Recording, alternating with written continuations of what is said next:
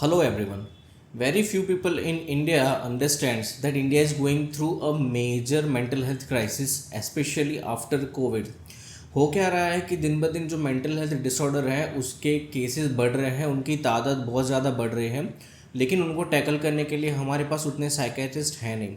आज के इस वीडियो में मैं डॉक्टर प्रशांत गोहिल आपको बताऊंगा कि इंडिया में डिप्रेशन की कितनी तादाद है, कितने पेशेंट जो हैं डिप्रेशन के देखे जा सकते हैं, कितने पेशेंट एक्टिवली ट्रीटमेंट ले रहे हैं, किस एज में डिप्रेशन ज़्यादा देखा जाता है, कौन सी जेंडर में डिप्रेशन ज़्यादा देखा जाता है। इन सब चीज़ों की रिसर्च और स्टडीज़ के बारे में मैं आपको बताऊंगा। नमस्ते दोस्तों, मैं हूं डॉक्टर प्रशांत गोहिल। मैं एक मनोचिकित्सक यानी कि साइकेट्रिस्ट हूं अहमदाबाद गुजरात से। 2016 में गोवा मेडिकल कॉलेज से मैंने अपना पोस्ट ग्रेजुएशन कंप्लीट किया था और पिछले 9 सालों से मैं प्राइवेट प्रैक्टिस यहाँ अहमदाबाद में कर रहा हूँ और अब तक 50,000 से ज़्यादा पेशेंट मैं ठीक कर चुका हूँ। According to WHO, depression is one of the leading causes of disability globally and it is also one of the major causes of death.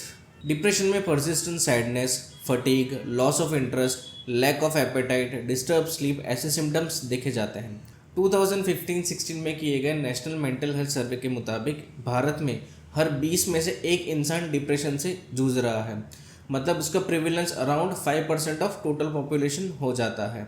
इसी ऑर्गेनाइजेशन ने 2019 में एक मल्टी साइट स्टडी करा across 12 different states in India, जहां 18 साल से ऊपर की उम्र के लोगों में डिप्रेशन को स्क्रीनिंग किया गया और इसका सैंपल साइज था अराउंड 13,808। इस स्टडी से पता चला कि भारत में डिप्रेशन का जो बर्डन है वो है अराउंड 23 मिलियन, मतलब 23 million people in India might be suffering from depressive symptoms at one point in their life. 2022 में there was a study named LASI longitudinal aging study in India। इस study में क्या हुआ कि 45 साल से ऊपर की उम्र के लोगों में डिप्रेशन को स्क्रीनिंग किया गया। तकरीबन 72,250 72,250 लोगों में डिप्रेशन का स्क्रीनिंग किया गया। इस स्टडी से पता चला कि इन लोगों में डिप्रेशन का प्रेवलेंस है अराउंड 5.7% और ये भी देखा गया है कि डिप्रेशन जो है वो फीमेल ग्रुप में ज़्यादा कॉमन है as compared to male people. There was one more study from 1990 to 2020। 30 साल तक ये स्टडी करी गई और जो मल्टीपल स्टडी था उसका डेटा कलेक्ट करके एक कंक्लूजन निकाला गया। This study was perform on school going adolescent age people. इस स्टडी के मुताबिक 50% बॉयज़ में डिप्रेशन देखा गया, 57% गर्ल्स में डिप्रेशन देखा गया and total prevalence was around 53%। इन सब स्टडीज़ को अगर इकट्ठा देखा जाए तो ये बात तो साफ़ हो जाती है कि डिप्रेशन कोई भी एज में हो सकता है, चाहे वो एडोलेसेंट हो चाहे वो एल्डर हो, लेकिन एडोलेसेंट एज ग्रुप में डिप्रेशन ज़्यादा देखा जाता है, फीमेल में डिप्रेशन ज़्यादा कॉमनली देखा जाता है। इन 2022 इंडिया में अकेले डिप्रेशन से 1,71,000 लोगों की डेथ हुई है बिकॉज ऑफ सुसाइड।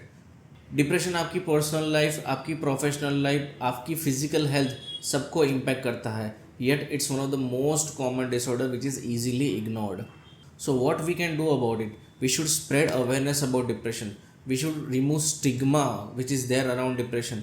Now ये स्टिग्मा की वजह से क्या होता है, लोग ट्रीटमेंट के लिए आते नहीं हैं। साइकेट्रिस्ट भी बहुत कम है। साइकेट्रिस्ट टू पेशेंट का जो रेशियो है दैट इज़ 0.3 पर 1 लाख पॉपुलेशन। दैट मीन्स कि हर 10 लाख पॉपुलेशन के लिए सिर्फ 3 साइकेट्रिस्ट हमारे पास हैं।